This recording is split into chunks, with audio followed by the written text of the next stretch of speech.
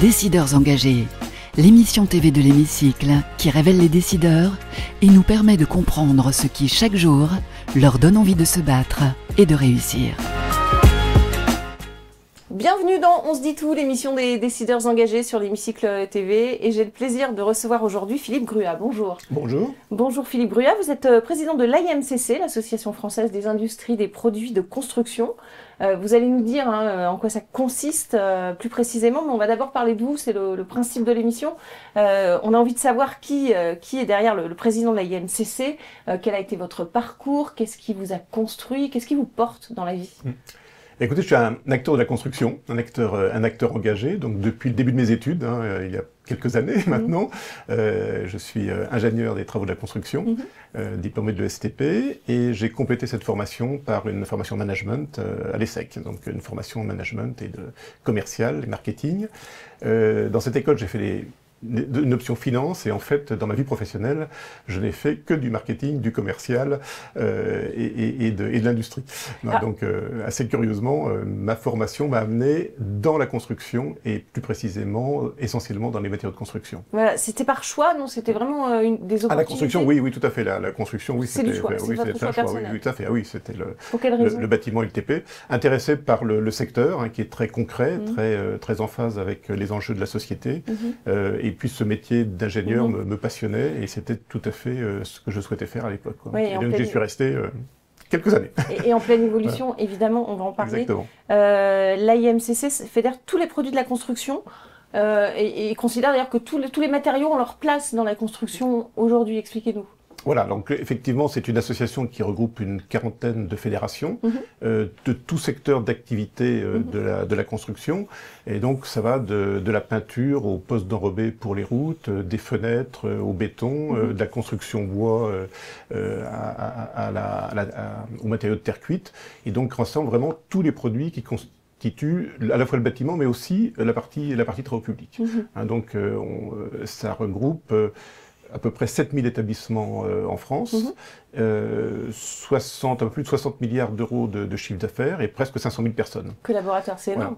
Voilà. Et votre rôle, c'est de défendre leurs intérêts auprès des pouvoirs publics. Voilà, c'est d'être l'interlocuteur plutôt que de défendre, c'est l'interlocuteur des pouvoirs publics, effectivement pour promouvoir, mais les produits sont bien sûr indispensables sur le marché, mais également pour suivre toute cette évolution qui est en train de se faire, cette révolution, si je puis dire, depuis une dizaine d'années de la transition écologique, où là c'est vraiment maintenant très très concret dans nos entreprises. Et on est également l'interlocuteur de toutes les autres parties prenantes, puisque nous sommes tout en amont de la construction. Nos clients sont essentiellement des distributeurs de produits de construction, dans lesquels j'ai aussi travaillé quelques années, et puis les entreprises, bien évidemment, qui mettent en œuvre. Puis ensuite, la promotion immobilière, qu'elle soit publique ou privée, et l'usager en bas de course, en prenant en compte également les prescripteurs, que sont les architectes, les maîtres d'œuvre, les bureaux de contrôle. Donc c'est toute cette chaîne de construction qui est très complexe, en fait, qui est très très longue par rapport à d'autres secteurs d'activité. Et les industriels sont tout en amont de tout cela, mais avec 5-6 niveaux plus bas des utilisateurs que nous sommes, soit dans ce bâtiment, soit dans nos logements, dans nos écoles, dans nos hôpitaux et sur nos routes. Et alors, tout l'enjeu, c'est de bâtir des constructions, des logements de qualité. Quels sont les impératifs justement pour parvenir à cette construction de qualité? Vous dites qu'il faut une vision globale. Donc on a d'abord eu des objectifs de quantité, notamment, si je remonte à quelques dizaines d'années en arrière, de quantité pour loger effectivement une population qui était en forte croissance.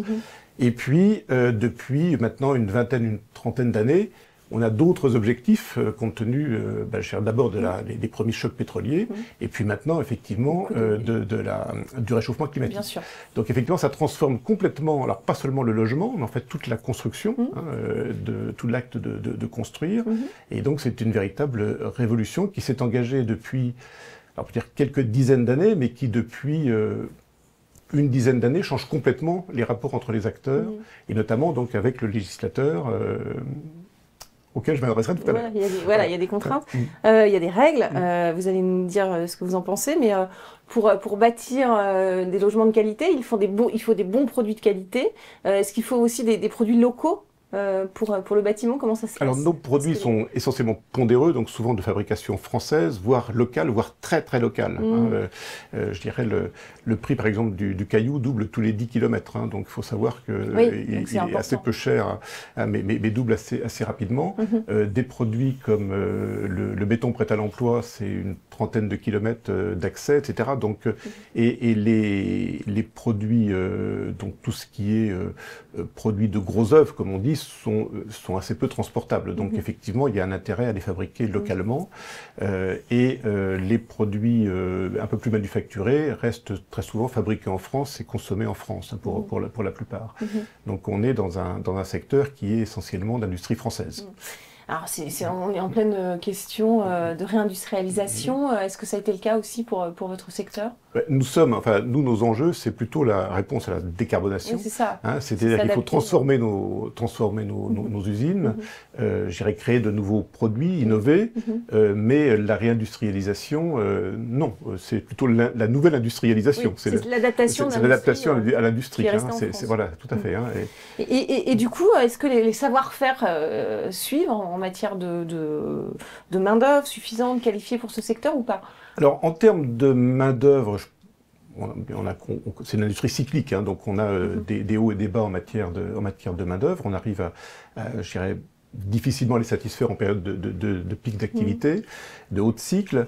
Par contre, effectivement, on a un grand savoir-faire, je dirais, industriel, et c'est celui-là qu'il faut maintenir. Donc, c'est plutôt la matière grise, non seulement, qui ne nous manque pas, mais qu'on veut faire progresser, surtout, et innover, et surtout une grosse partie R&D innovation, et ensuite mise en œuvre de ces innovations. C'est là notre enjeu principal, il est dans l'évolution, on sera toujours un bâtiment, mais qui sera complètement fait avec des matériaux différents, des conceptions différentes, notamment pour décarboner.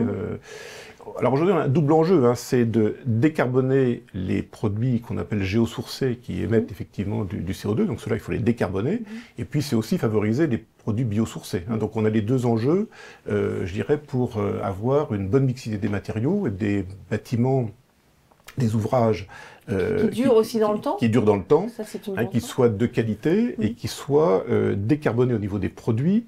Mais aussi, il va falloir décarboner les ouvrages et aussi décarboner les usages. C'est aussi, dans les produits dont je parle, il y a aussi les équipements. Bien sûr. D'où cette vision globale. La partie chauffage, sanitaire, tout ça est compris dans le périmètre de l'IMCC.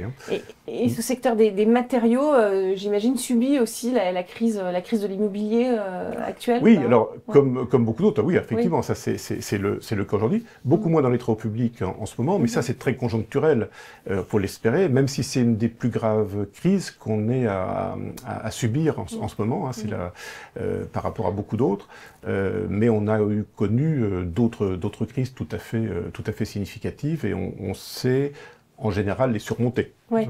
Alors, les facteurs aggravants de ce que vous en dites, c'est qu'il n'y a pas suffisamment de politique du logement aujourd'hui de la part des pouvoirs publics. Alors, ça fait quelques années que le secteur est un petit peu délaissé par le politique, sachant qu'on a connu effectivement une grosse crise des matériaux au moment du Covid, crise du Covid, ensuite une inflation due à la crise ukrainienne, et malgré tout, à cette époque-là, le secteur, vous l'aviez vu dans l'intérêt que portaient les Français au logement, au bricolage, à la rénovation, etc. Donc il y a eu les années 21, 22, 23 qui ont été assez favorables en termes de volume.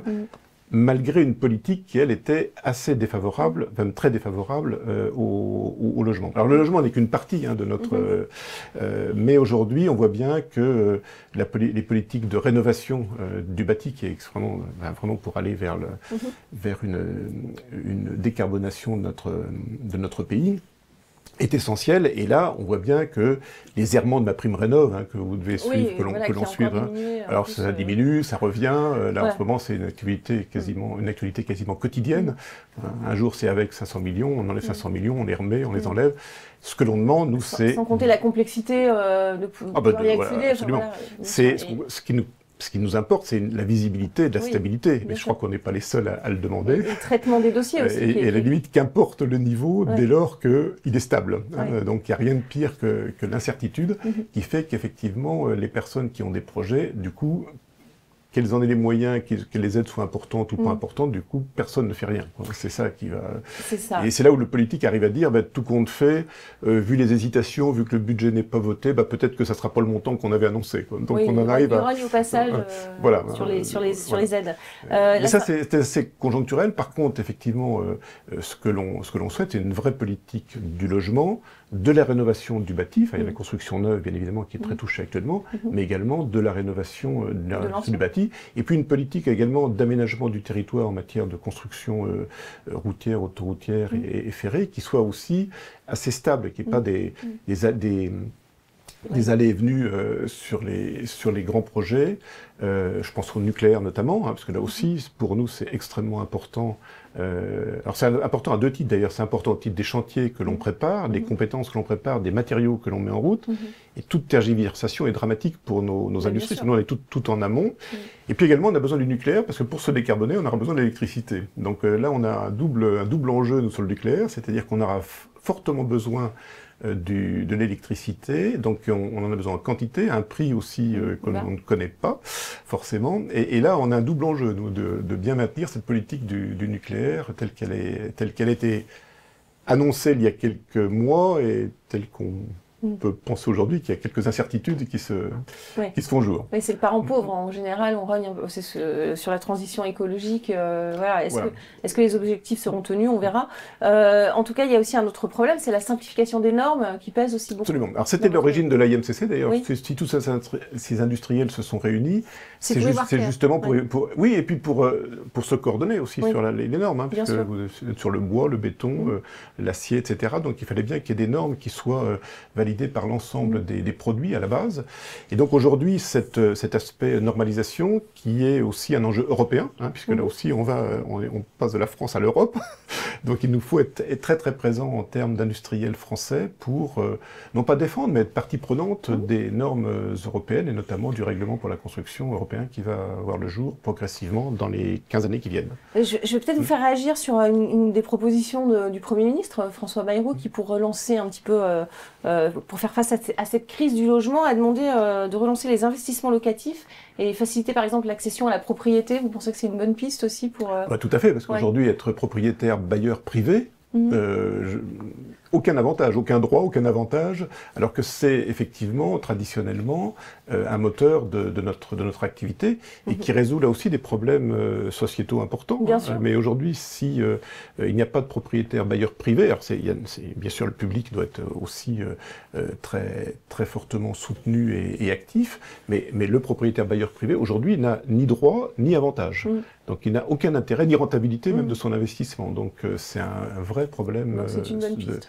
C'est une bonne piste. De même que aussi les 100 000 euros pouvant être transmis, c'est une piste, pour la succession, pour logement neuf.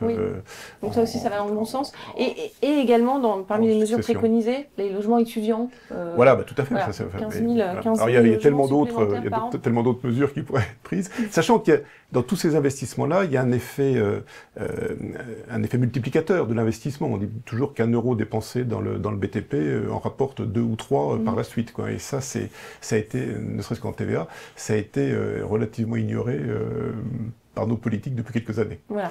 Bon, on espère que ce sera suivi des faits. On va passer à la question d'un étudiant de Centrale Supélec à présent. C'est juste après le jingle.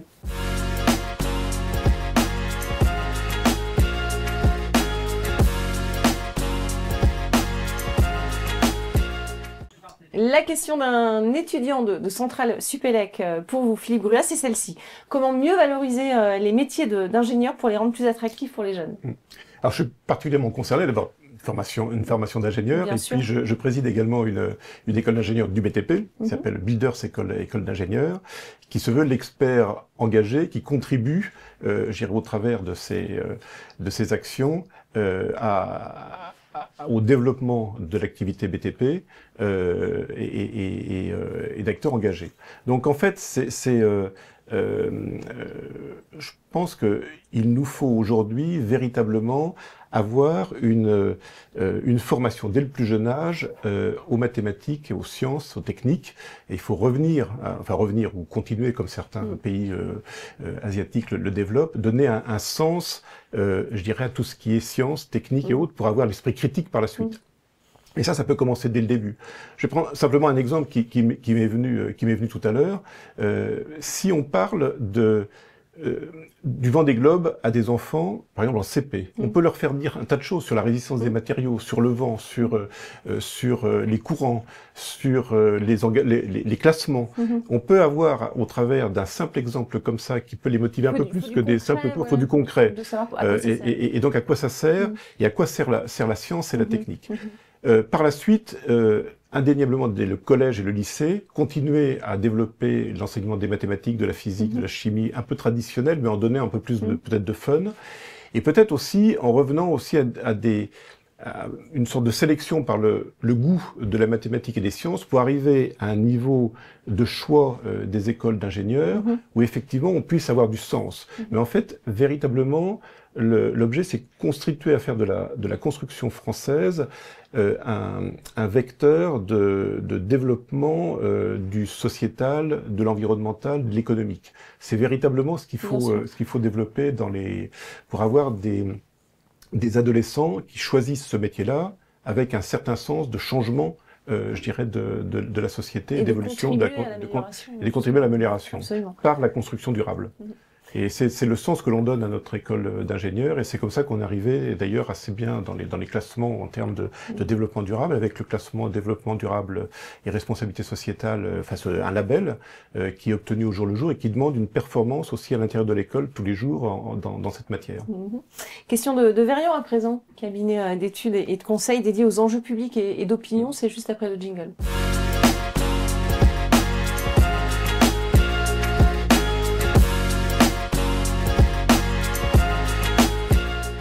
La question de Verian, c'est celle-ci. Quelles sont selon vous les attentes clés des Français pour les années à venir et comment vos organisations s'y préparent-elles ?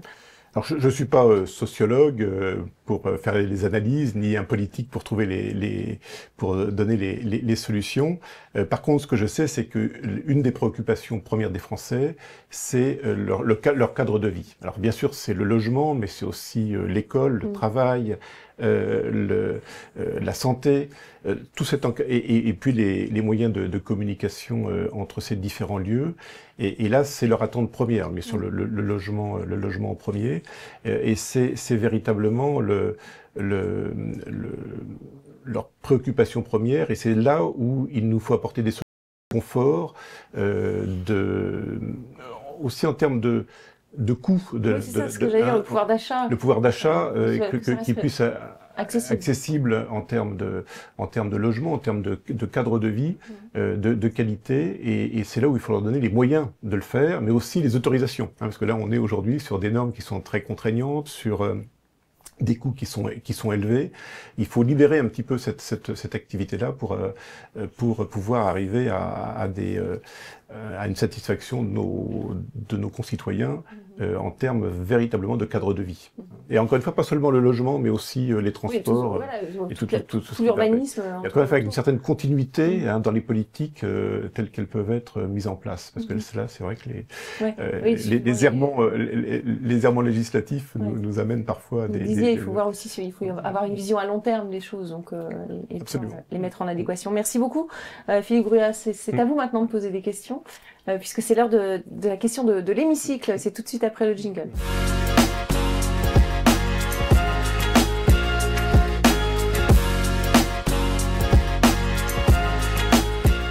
La question de l'hémicycle, Philippe Gruat, qu'est-ce que vous avez envie de leur dire à nos hommes politiques, à nos femmes politiques qui nous gouvernent aujourd'hui? Vous avez 1 à 2 minutes face caméra, c'est à vous. Bien écoutez, le secteur de la construction emploie à peu près 2 millions de personnes au service de nos concitoyens. Ces 2 millions de personnes sont résolument engagées dans la transition écologique et que vous avez voté au travers de plusieurs lois dont nous approuvons complètement, je dirais, les objectifs, la finalité.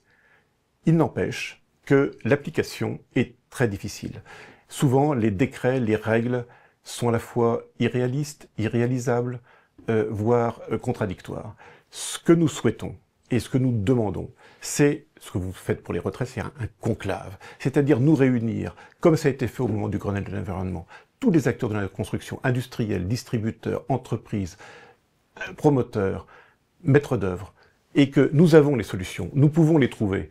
Vous nous donnez un objectif, au même titre que les partenaires sociaux pour les retraites, nous les trouverons. Nous sommes des experts de la construction, presque reconnus dans le monde entier. Nous savons faire, nous approuvons les objectifs que vous avez votés au travers des lois ces dernières années. Nous allons vers la décarbonation 2050. Nous avons bien compris tous les enjeux de la transition environnementale. Maintenant, écoutez-nous, et nous avons les solutions, et nous vous les donnerons, et vous verrez qu'elles seront appliquées. Bon, c'est clair, il faut un Grenelle de la construction. À la construction, absolument. Ouais, c'est ce que vous nous dites, merci beaucoup. Merci Philippe Brunat, merci d'avoir participé à notre émission. Merci à vous pour votre fidélité, on se retrouve très vite pour un prochain numéro de On se dit tout. Décideurs engagés, l'émission TV de l'Hémicycle qui révèle les décideurs et nous permet de comprendre ce qui, chaque jour, leur donne envie de se battre et de réussir.